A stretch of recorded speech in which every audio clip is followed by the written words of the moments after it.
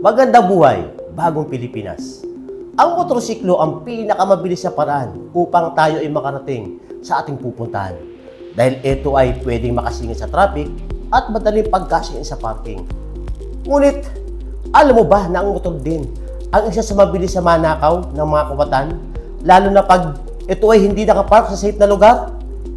Ito ang tinatawag ng motor napping o pagnanakaw ng motorsiklo. Paano mo ba maiiwasang mga biktima ng motor napping? Narito at ating alamin sa ating kalamang pamamarisan. Kung ikaw ay nagmamay-ari ng motor, dapat mong malaman ang mga sumusunod na safety tips upang ikaw ay makaiwas sa motor napping. Una, maglagay ng alarm sa iyong mga motorsiklo dahil nakakatawag ito ng pansin ng tao at magdadalawang isip ang kawatan kung ito ay nakita nilang alarmado.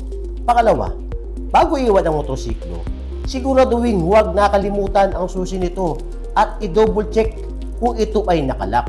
Pangatlo, huwag iwan sa compartment ng motor ang orihinal na kopya ng dokumento tulad ng OR o CR nito.